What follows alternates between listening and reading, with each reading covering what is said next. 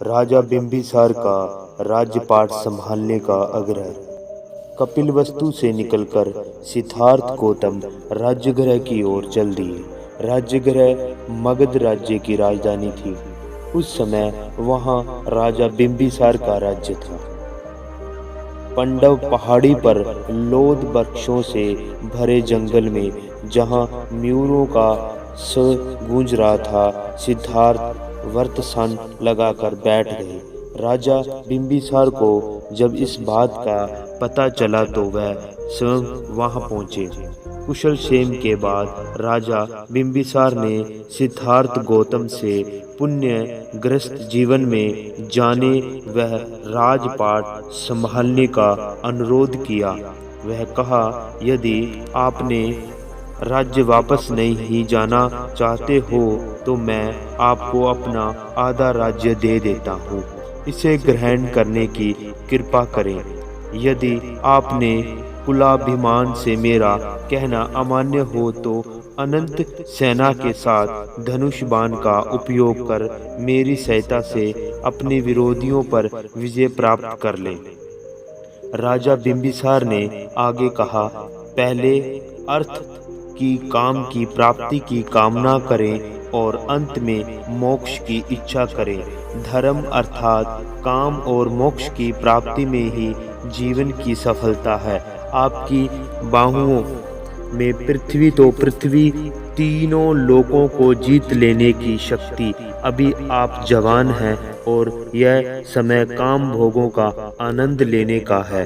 बाद में बुढ़ापा आ जाएगा और सौंदर्य को मलिन कर देगा। इस संसार में जवानी का धन और धर्म से विरोध है, क्योंकि काम सुखों को कितना सुरक्षित रखा जाए वह सुरक्षित ही नहीं जा सकते। इसलिए जब और जहाँ भी सुख भोग प्राप्त हो उनका आनंद लेना चाहिए।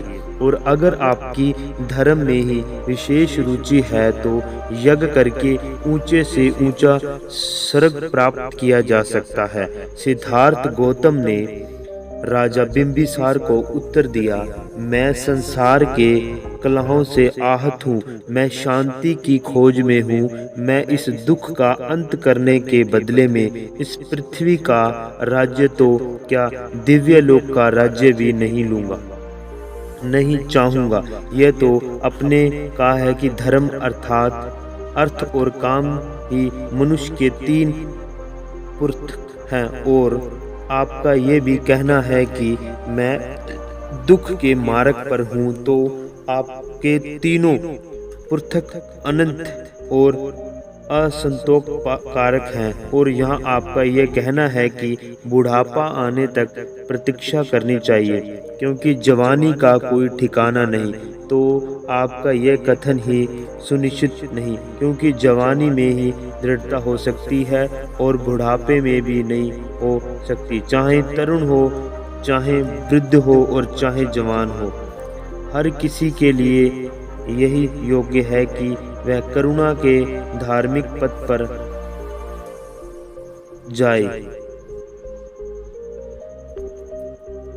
जहां आपका ये कहना है कि मैं यज्ञ करने में अप्रमादी बनूं, क्योंकि वह मेरे कुल के अनुकूल हैं और महान फलदायी हैं, तो ऐसे यज्ञों को नहीं करना चाहिए जिनमें निरीह प्राणियों का वध होता हो।